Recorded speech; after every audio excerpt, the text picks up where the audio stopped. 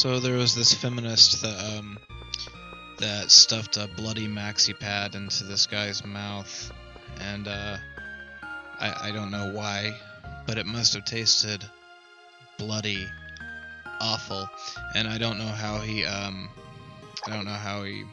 could prove it unless he didn't wipe the evidence out of his mouth before the police got there. I don't know. I guess did some men see and fill out a witness statement? Men see. Hi, welcome to DopplerVidya. We are just finding out that this old dude did not, in fact, have a chick locked in his basement, as we first suspected. I don't know why we suspected that. Could it be that video games are not actually sexist, except in the eyes of some poor, misguided, joyless individuals? Seems likely. Seems very likely. So I don't know about you guys, but I'm a little bit worried about the new Star Trek Discovery. It's kind of looking like it could be kind of social justice-y. They've got, apparently it's going to have a female captain. It's set 10 years before the original series. Now, I don't have a problem with female captains. I liked Janeway, but in the final episode of the original series, Turnabout Intruder, Dr. Janice Lester holds a grudge against Captain Kirk because women were not allowed to be Starfleet captains at this time. So they're breaking canon to appear as though they care about diversity. They don't. They just want their show to be popular. But I don't know. People are kind of getting fed up with that. You saw what happened with Ghostbusters. It's already starting to creep in, like the new movies, for instance. If you watch the original series, okay, like they made Sulu gay for the third movie. If you watch the original series, the episode "The Naked Time," he is quite obviously straight, and he's acting drunk. Like it's the disease I can't remember what it's called. They did it in Next Generation too. So yeah, he was hitting on Uhura. It was kind of a long-running thing. Like he liked Uhura. In the episode Mirror Mirror, it showed the alternate universe, the mirror universe, where he was also straight. So what happened? What happened in the Abrams universe that changed that changed Sulu? I don't understand. Sounds to me like maybe Abrams is trying to say it's the nature versus nurture thing, or he just didn't go into it with any understanding of the source material, as evidenced by the Spock-Uhura romance, which in itself is okay, but there was no mention of Pon farr or anything, so he was just giving into his emotions. It wasn't the Pon farr. I'm sure some of you are aware of it. It's the Vulcan mating urge that comes every 7 years, and there wasn't even a fleeting mention of it. Nope, Spock's just with Uhura now. If they wanted to do a romance as far as Uhura goes, it would have made more sense to use Sulu. However, Spock would have been okay. Like the Spock-Uhura thing, I would have been perfectly fine with it. It's an alternate universe. I would have been perfectly okay with it. I mean, his dad married human. I mean, I would have been okay if they would have just at least made some mention of them like getting together at the academy, at Starfleet Academy, whenever Pon farr was going on at while he was at the academy or something. They should have. I don't know. It's just it. And did you hear about apparently Star Wars Episode 8 is going to be called The Last Jedi. It's influenced by World War II and samurai films, the director says. I hope it's good, and by The Last Jedi, I hope they mean Jedi plural, of course, but if they don't, if only one Jedi survives, I kind of hope it's Luke.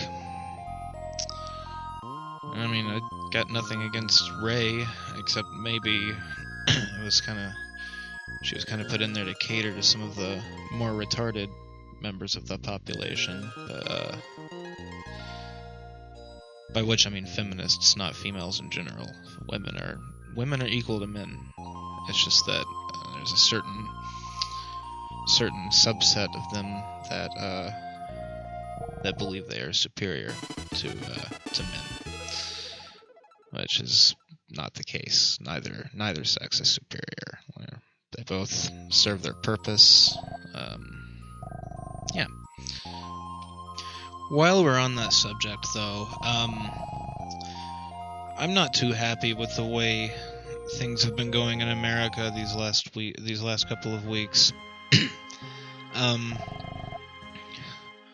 I didn't think Trump was the right choice. I didn't think Hillary was the right choice. I didn't think Bernie was the right choice. I'm between the left wing and the right wing. I'm kind of a political breast man. Yes, I know, I use that joke too often. But you got all these people out there, breaking windows and everything, and they're just antagonizing the man they claim to be scared of. I don't know, it just doesn't seem too logical, and they've been targeting his wife and even his 10-year-old son, same people that cry for safe spaces, and talk about getting PTSD from being disagreed with on Twitter, pointed out that Trump's son may be autistic, and proceeded to bully him anyway. Yes, and it's just been... And it seems like he's acting out of spite. It seems like everything he does, just because he's acting so quickly, and it seems like it's become an executive order pissing contest, and that's going to set the precedent for future presidents to just fill out executive orders, just bypass Congress, and who knows? Trump may be the last president from here on out. Because they're probably going to put some kind of fail-safe in place after this. The executive orders. Obama started it. Now Trump's doing it. Hell, the Supreme Court, they already wear robes. All they need is a dark room and a long table. Maybe they'll kind of run things after this. I don't. It's a scary thought. I don't know. He's just taking on all these things at once instead of giving people time to adjust. He barely lets the shattered glass settle before he does something that makes them go out and peacefully protest the fuck out of everybody's property again. Out there kicking trash cans and breaking windows, because windows were if it hadn't been for the window party, Trump never would have won. It's fucking stupid is what it is. And what they're going to end up doing is they're going to get freedoms taken away. They're going to get the right to peacefully protest taken away. They're going to pass laws, and it's going to affect people beyond the ones that are out there making asses of themselves in the street. So it's just a fucked up situation. And did you hear about this drink Starbucks hashtag? The Starbucks said they were going to hire a bunch of refugees, which I don't think they legally can here in America, but they said that, and then I guess the Trump supporters started a boycott boycott Starbucks hashtag, and the SJWs, they started drink Starbucks hashtag. I mean, this company, they've been known to coerce mom and pop coffee shops out of business. They like, there was this one guy, he had owned a coffee shop for, I think it was in Washington somewhere. He had owned it for years, and Starbucks wanted to buy his store. They said, look, if you don't sell us your property, then we're going to move in next to you and run you out of business. He didn't give in, and they moved in next to him, and it had a happy ending. The lines at Starbucks were too long, so they came over to his store, and he actually, his business increased. But it's the principle of the thing, and they've, like, I think at one point there was this brand of coffee machines that a lot of mom and pop businesses use, and Starbucks bought the company, and I can't remember if they discontinued sale or not, but there were a lot of complaints saying that tickets for service requests were taking an extremely long time to go through. And there's also been allegations that they mistreat the foreign coffee farmers. I can't remember the details exactly, but they were stuff that they were doing was just not right. Their tea, this is I like the world. Sorry to switch gears like that, but I like the world map on this game. I think it's pretty neat. Where was I? The coffee, the farmers. Oh yeah, their organic tea. There was at one point they had some kind of line of organic tea that they were selling, or they claimed it was organic, but it was proven to not be. But they continued to sell it anyway, if I recall correctly. So